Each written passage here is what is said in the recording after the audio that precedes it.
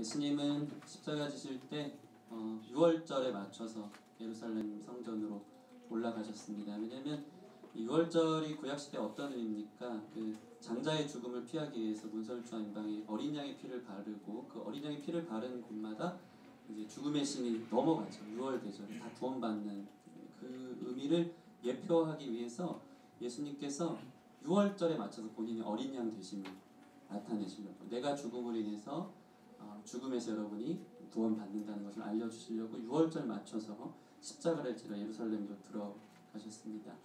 그런데 때마침 이 6월절을 지키기 위해서 이제 디아스포라 유대인이라고 하는데 온 순례자들이 무리들이 인산인해를 이루었습니다. 12절에 보면 큰 무리라고 하죠. 이튿날의 명절에 큰 무리가 이게 요세푸스의 유대인 전쟁 역사책을 보면요, 그 인구가 한 270만 명이나 됐다고 합니다. 270만 명.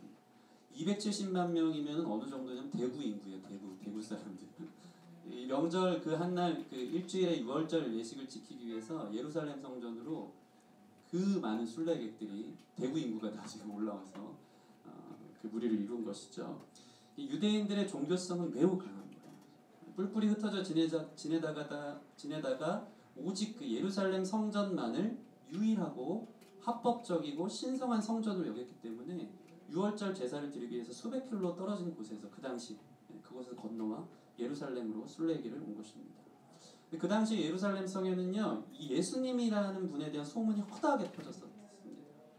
최근 그 예수님께서 하신 일 중에 가장 큰 일이 뭐냐면 요한복음 우리가 12장인데 11장 보면요, 제일 큰 하디슈가 뭐냐면 예수님이 죽은 사람 살렸다는 소문으로 유명한 것입니다. 죽은 나사로를 살렸다는 이야기입니다. 오늘 말씀 17절 18절 보시면 나사로를 무덤에서 불러내어 죽은 자 가운데 살리실 때 함께 있던 무리가 증언한지라 이에 무리가 예수를 맞으면 이 표적 행하심을 들었습니다. 죽은 사람 살릴 정도로 대단하신 양반이 예루살렘 성전에 지금 들어온다고 하니까 270만이나 되는 그 순례객들이 아주 그를 신성시 여기면서 환영하고 있는 것입니다. 그 예수님이 예루살렘 들어간다는 이 소식을 시기했던 수많은 유대인들, 그 대제사장이나 이제 바리새인들은요, 이런 예수님을 어떻게 하면 죽일까? 너무 이제 종교 권력자들 아닙니까? 죽이려고 이제 모의를 하기 시작했고, 심지어는 나사로도 이제 싹쓸 잘라놓자 해서 나사로까지 죽이려고 모의하는 내용이 이제 그 우리가 읽은 본문 위에 이제 나와 있습니다. 그런데 예수님이 예루살렘 들어갈 때 이 대제사장들과 바리새인들이 예수님을 함부로 건드릴 수 없었어요. 죽이려고 그 자객을 풀어놓고 하려고 했는데 되지가 않았어요. 왜 그렇습니까? 너무 유명해졌으니까. 삼국지 제가 예전에 봤는데 책을 안 읽고 봤거든요. 봤는데 이런 장면이 나오더라고요. 유비가 이렇게 손권하고 정약 결혼을 하는 장면이 나오는데 그 유비가 손권의 나라랑 정약 결혼하는 것을 시기했던 그 주유라는 사람이 있어요. 손권의 그 대도독 주유가 유비가 자기 나라로 넘어오기만 하면 자객을 풀어서 죽이리라. 정치적으로 이렇게 건너오는 유비가 너무 싫었던 거죠. 근데 그때 그보다 한 수 위였던 제갈량이 지혜를 발휘합니다. 유비가 오나라로 가기도 전에 오나라의 온 시장에 소문을 다 내는 것입니다. 유비가 손권의 누인 손상향과 결혼을 한다. 경사가 났다. 모든 혼수를 이 오나라에서 다 맞이할 것이다. 유비가 유명 인사가 된 거예요. 조용히 결혼하는 게 아니고 그 오나라 전체에 이제 이게 떠들썩한 시장에서 울려 퍼진 얘기가 되니까 유비가 강 건너 오자마자 군중들이 몰리고 막 집중되면서 유비가 왔다 하면서 다 그를 에워싸기 시작한 것이죠. 예수님도 마찬가지입니다. 의도하진 않았지만 군중들 틈에 끼어서 모든 인기와 명성을 다 받았던 자리였기 때문에 대제사장들과 바리새인들은 그저 먼 발치에서 예수님을 어떻게 할 수도 없이 쳐다보기만 한 것이죠. 그게 오늘 말씀 19절에 나와 있습니다. 19절 같이 한번 읽어볼까요? 시작. 바리새인들이 서로 말하되 볼지어다 너희 하는 일이 쓸데없다. 보라 온 세상이 그를 따르는도다 하니라. 모여가지고 작당을 해서 예수를 어떻게 죽일까 생각해도 쓸데없는 거예요. 틈이 안 나는 거예요. 너무 유명해진 거예요. 그 예수님을 어떻게 해할 수가 없었다는 것입니다. 그런데 문제가 하나 있었어요. 예수님의 인기와 명성이 유대인들의 잘못된 관심으로 비롯됐다는 것이 문제예요. 그들은 승리와 이 영광과 기쁨의 상징인 예루살렘으로 입성하는 주님께 종려나무 가지를 이게 커다란 그 야자나무 같이 생긴 열매고 그 나무입니다. 나무 잎사귀를 땅에 깔고 자기 겉옷들을 깔면서 예수님을 환영하기 시작한 것이죠. 그리고 그들은 이렇게 외치기 시작합니다. 오늘 말씀 보시면 13절 말씀 같이 한번 읽어볼까요? 시작. 종려나무 가지를 가지고 아주러 나가 외치되 호산나 찬송하리로다 주의 이름으로 오시는 이 곧 이스라엘의 왕이시여 하더라. 이들이 지금 외치는데 호산나 부르기 시작하는 거예요. 호산나는 Save us now라는 거. 지금 당장 나를 구원해 주십시오라는 외침이었던 것입니다. 지금 우리를 구원하셔서. 우리 아까 찬양했죠? 그 뜻 알고 찬양한 줄 믿습니다. 이제 아시면 됩니다. 호산나. 지금 즉시 우리를 구원하셔서. 외치기 시작한 겁니다. 그리고 그들은 그 유대인들이고 아주 종교성이 강했고 구약의 이야기들을 알았기 때문에 이 13절 보면 호산나 찬송하리로다 주의 이름으로 오시는 이. 이거는 시편에 나와 있는 말씀을 그대로 인용한 거예요. 시편 118편에 주의 이름으로 오시는 이는 복되다. 이 어떤 의미냐면 구약 시대 때부터 예언된 메시아에 대한 강한 기대가 이 말씀에 들어있는 거예요. 그분이 곧 죽은 나사로를 살린 예수님이라는 생각들을 하면서 주의 이름으로 오시는 이가 메시아다. 메시아. 그러면서 외치기 시작한 겁니다. 호산나 외치기 시작한 것입니다. 그리고는 이스라엘의 왕이라고 말합니다. 13절 보시면 이스라엘 왕의 의미는 뭐냐면요. 당시는 그 이스라엘이 그 로마의 속국 아니었습니까? 그러다 보니까 예루살렘 멸망 직전에 그 로마와의 치열한 전쟁을 아말리에 벌였던 이 독립투사들이 있었어요. 이들이 이제 열심당원 또는 젤롯 당원이라고 합니다. 이들이 예수님의 어떤 그러니까 폭력을 휘둘러서라도 로마의 압제로부터 우리가 벗어나야 된다. 우리 예전에 그 독립투사들 생각하면 됩니다. 막 도시락 폭탄 던지듯이 이런 당원들이 있었던 것이죠. 그러니까 이들이 이런 소문들을 낸 거예요. 이스라엘의 독립을 위해서 전투적이고 군사적이며 무력으로 우리를 다 해방시킬 왕이 등장할 것이다. 그가 바로 이스라엘 왕이다라는 이미지를 그들에게 각인시킨 거니까 이 소문이 자자한 거예요. 그런 이러한 이미지 속에서 군중들은 동일하게 예수님을 이런 방식의 이스라엘 왕이라고 상당히 정치적으로 그를 몰아세우면서 호산나 다윗의 자손이라고 외치기 시작했다는 것입니다. 유대인들은 모두 예수님이 로마를 뒤엎을 힘과 권력이 있다고 생각해서 정치적 운동으로 들어온다고 생각했다는 것입니다. 그래서 예수님을 왕으로 모시며 지금 우리를 즉시 구원하실 유일한 분이라고 외치기 시작합니다. 완전 다른 관심이었어요. 다른 생각이었어요. 참 재밌습니다. 여러분 군중들의 의도 제대로 믿는 사람도 없을 것입니다. 예수님 우리를 구원해 주세요. 주님이 이스라엘의 왕이십니다. 그죠? 주님의 이름으로 오시는 이 고백은요 얼마나 아름다운 고백인지 모릅니다.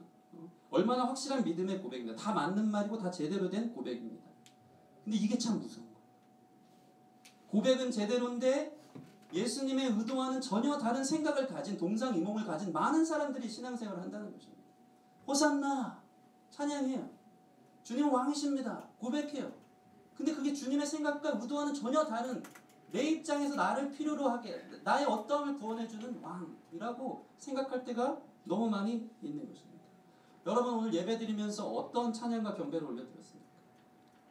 잘못된 구원관, 잘못된 메시아 사상 속에서 예배한 건 아닙니까?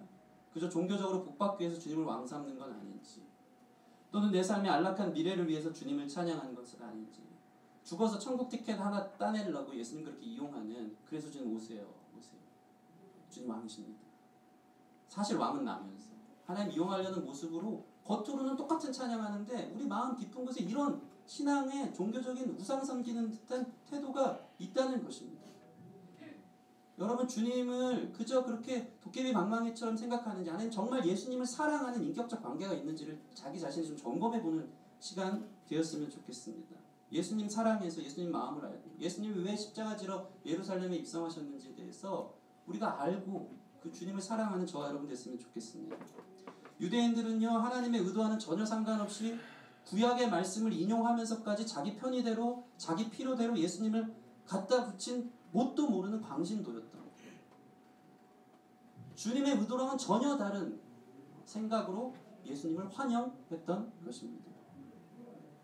여러분 그 결과 어떤 일이 벌어집니까? 우리가 아는 것처럼 이 사람들은 예수님으로 인한 자기의 기대가 충족되지 못하니까 실망하기 시작하면서 불과 이렇게 외쳐댄 지 5일 만에 예수님을 십자가에 못 박으라고 완전히 돌변한데 군중들 무리들의 모습이라는 소리 나시는 것입니다. 우리는 말씀 속에서 이걸 잘 봐야 됩니다. 달면 삼키고 쓰면 뱉는 예수님은 아닐까. 여러분 왜 이 자리에 앉아 있는지를 자기 자신을 볼 수 있는 귀한 시간 됐으면 좋겠습니다. 예수님 사랑하는 거지. 나의 죽음의 문제를 해결해 주시기 위해서 내가 원하는 것이 아닌 나의 필요를 하나님이 아셔서 그거 해결해 주시기 위해서 오신 주님을 내가 사랑하는지, 아니면 여전히 내 삶의 알량한 소원 하나 이루어주시나 안 이루어주시나 이것 때문에 관심이 있어서 그 수준으로 예수님을 따라가는 사람인지 자기 자신을 돌아보는 귀한 시간 됐으면 좋겠습니다. 여러분 자기가 이거 제가 파악하는 방법 가르쳐 드릴게요.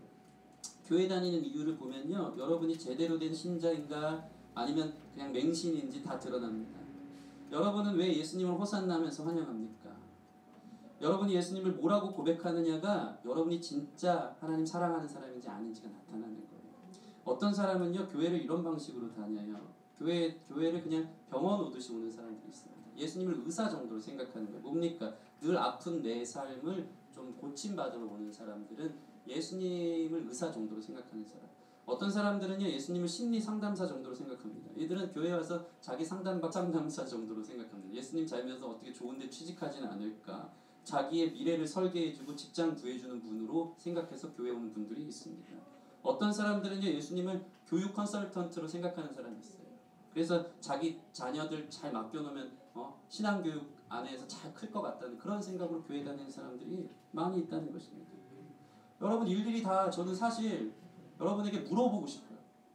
이 집단 상담 시간이거든요. 지금 개인 상담 아니고 한 명씩 마치 성가대에서 솔로 갑자기 시키면 얼굴 뻐개져서 왜 날 시키지 하는 것처럼 여러분 한 명 하면 갑자기 완도 일어나서 얘기해봐. 너 교회 왜 다녀? 완도 아니죠. 완도김. 그거 물어보고 싶어요. 갑자기 성가대 솔로 시키듯이. 여러분 교회 왜 다니냐 이거 자신을 보는 귀한 시간 됐으면 좋겠습니다.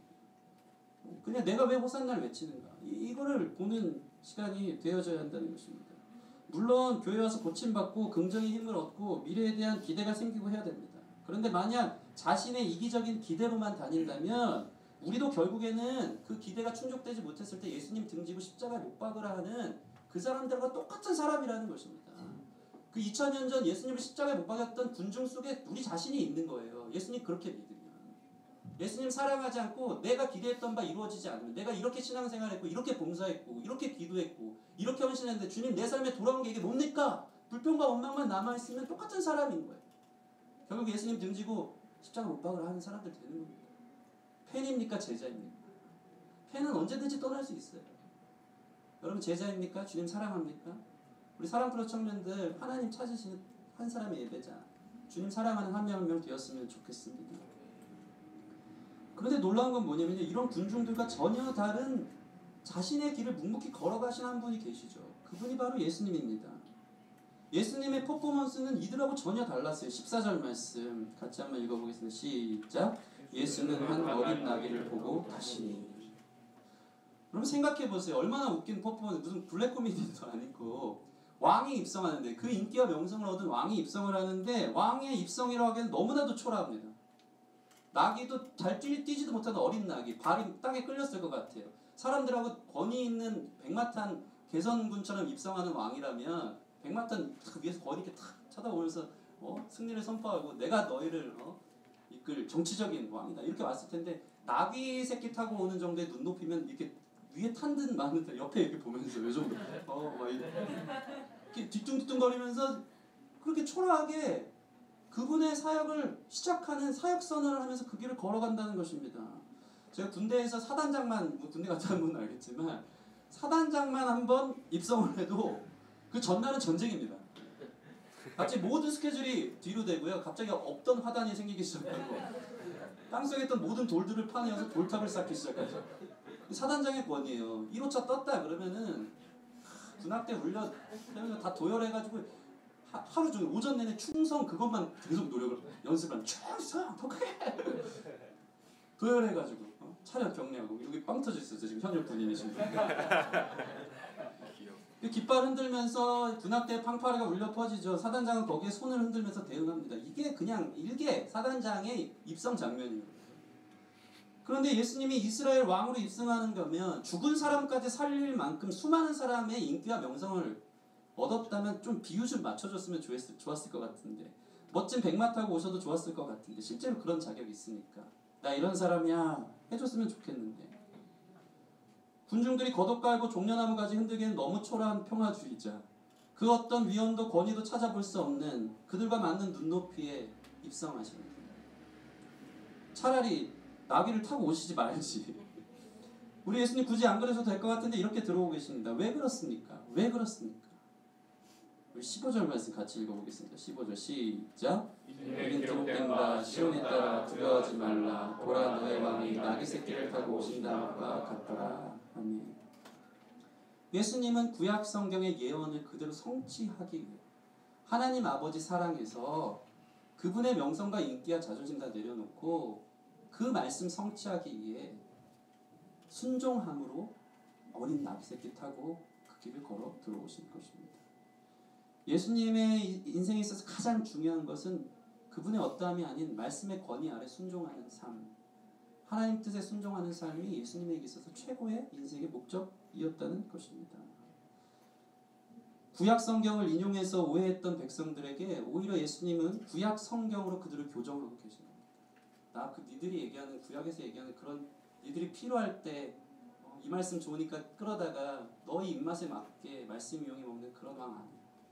나는 구약 성경의 모든 것을 예언대로 응하게 하려고 순정하러 온 그런 왕이야. 이것을 주님이 우리 가운데 보여주신다는 것입니다.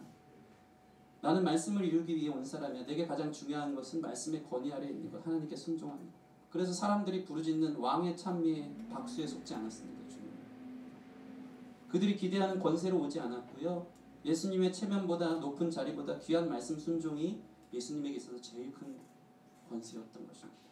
그래서 그의 모든 권위의식, 모든 체면, 모든 자기 체면, 그 다음에 자기 만족을 버리고 나귀 새끼 타고 들어오신 것입니다. 우리 삶에도 예수님 말씀대로 살기 원하는 멋진 순종의 몸부림이 있기를 바랍니다. 그게 여러분의 목적이에요. 여러분 예수님이 말씀하시고 순종하는 것이 우리 삶의 최고의 몸부림치는 싸움이 되어졌으면 좋겠습니다. 젊었을 때 쳐주는 박수에 속지 말고 여러분 길 가시기 바랍니다. 순종의 길 가시기 바랍니다. 예수님 닮기를 바랍니다.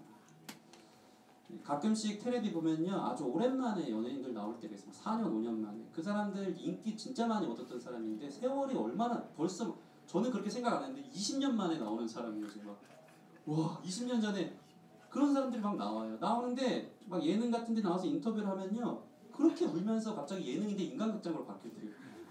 왜 이렇게 우는가? 그 4, 5년 만에 그 교회래. 4, 5년 만에 TV 브라운관 나오면서 그렇게 인기를 얻었던 자신의 인기가 하루 아침에 그냥 짧은 거예요. 그렇게 인생이 하루 아침에 사그라지고 자기가 그렇게 외모의 가치를 두고 살았는데 그 외모를 유지하는 것도 쉽지 않고 이제 한순간 다 떠나간 그 자기의 인기들을 보면서 어떤 PD도 자기를 불러주지 않고 4, 5년을 그래도 자기가 그동안 인기를 끌어온 이 그레이드가 있으니까 평범한 삶으로 돌아가지도 못해요. 그러고 나서 5년 만에 나와가지고 방송 타면서 너무 힘들었다. 우울증 걸렸었다고. 그러면서 자기 심정을 토해내는 많은 연예인들의 이야기들을 본다는 것입니다. 여러분 얼마나 이게 안타까운지 모르겠습니다. 자기 그 영원한 그 하나님의 부르심의 가치에 순종을 하는 것이 아니고 그저 자기의 젊은 외모, 인기의 가치를 두고 살다가 마치 금방 떨어지는 이 벚꽃처럼 이제 준비한 멘트인데 네. 벚꽃처럼 가치를 두지 않는 그 비참한 인생 근거를 두고 있으니까 여러분의 삶의 근거를 괜찮은 자리 내가 여기서 이런 성공 에 뿌리 내리시기를 소원합니다. 어저께 제가 모처럼 페이스북에 글을 올렸습니다. 진짜 모처럼 이제 거의 한 1년에 2번 요즘은 올리는데 맨날 이렇게 눈으로만 보고 그러는데 보통 올리면 승리에 대한 얘기만 올립니다. 물론 어제도 승리가 빠지진 않았습니다. 또 승리 얘기긴 하지만 제가 쉐이커스 이제 선교단체 한 전도사님하고 인터뷰를 했어요. 그분이 사실 저를 인터뷰를 하러 왔었는데 그분과 나는 마지막 말이 인상 깊어서 페이스북을 쓸 정도로 저에게 그런 순종을 가져오게 한 것이죠. 그분이 전도사님인데 어릴 적 개척교회 목사님 아들이었어요. 그분이 그렇게 큰 상처가 있더라고요. 중학교 때였는데 부목사님 하시던 아버지가 갑자기 교회 개척을 하셨대요. 얼마나 가난하냐면 강대상을 잘라서 이 뒤를 자기 집으로 삼았대요. 환자떼기 하나 놓고 방 하나 잘라서 여기 엄마 아빠 자기 세 명의 자녀들 아침에 일어나면 문 밖 나면 바로 강대상 이 개척교회 지하에서 그렇게 개척하신 중학교 2학년 때인데 자살하고 싶었대요. 아빠가 목사인 게 너무 부끄러웠대요.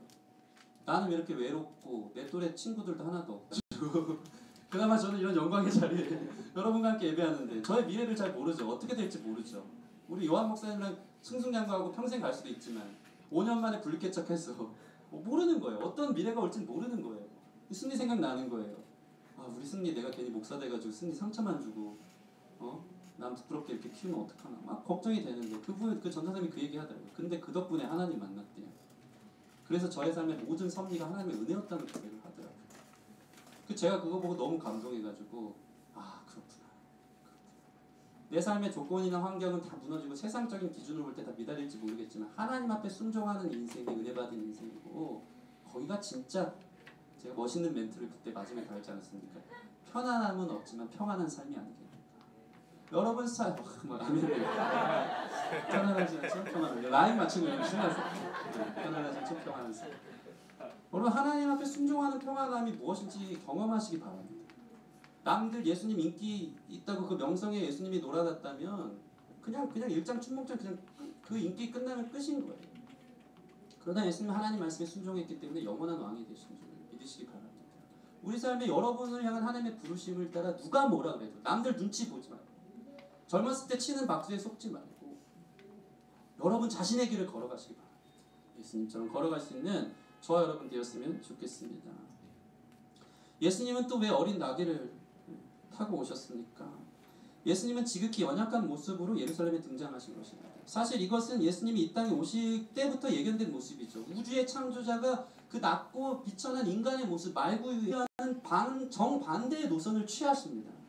가난한 모습으로 사람들 앞에 나타났고 그의 앞에는 높은 깃발도 큰 나팔도 없었지만 그의 뒤에는 용감한 전사들이 따라오진 않고 남루한 행색에 몇 명의 제자들만 예루살렘 입성 때 따라왔지만 예수님은 그분이 자신이 어떤 모습으로 세상에 와야 되는지 사람들에게 퍼포먼스로 보여주고 싶기 때문에 그 모습으로 어린 나귀 새끼를 타고 오신 것입니다. 예수님은 왕으로 오셨지만 사람들이 요구하는 방식의 왕으로 오지 않은 것입니다. 예수님은 사람이 기대하는 권세로 오지 않았습니다. 세상의 힘의 논리로 오지 않았습니다. 영원할 것 같았던 힘의 논리로 승부한 이 땅의 모든 제국들은 다 사라진 것을 우리가 기억할 것입니다. 로마도 영원하지 않았어요. 모든 나라는 영원하지 않습니다. 그러나 사랑으로, 겸손으로 섬기는 오직 하나님의 나라만이 영원한 것을 믿으시기 바랍니다. 겸손과 사랑, 십자가만이 사람들을 살려내고 온 인류의 역사를 회복할 것이라는 걸 알았기 때문에 힘의 논리로 승부하는 인생의 쳇바퀴를 정면 승부하면서 끊으셔서 내가 가는 길은 어린 아기 새끼 타고 가는 겸손의 길, 섬김의 길, 사랑의 길. 그게 니네 살리는 거야. 그게 영원한 나라 준비하는 거야. 그 마음으로 주님께서 역사를 뒤로하고 영유에서 걸어가셨다는 것을 여러분 기억하시기 바랍니다. 여러분 세상 권력은요. 날아가는 새를 떨어뜨릴 수 있을지 몰라도 떨어진 새를 다시 날게끔 할 수는 없습니다. 오직 사랑만이 생명으로 다시 살게 하는 것을 여러분 믿으시기 바랍니다. 예수님은 죽은 자들을 살리려고 시끄러운 외침에 개의치 않고 군중들의 기대에 개의치 않고 스스로 묵묵히 십자가 지려고 죽음의 길로 입성하신 것입니다. 이 작은 돌과 같은 겸손과 사랑이 세상을 바꾼 것이죠.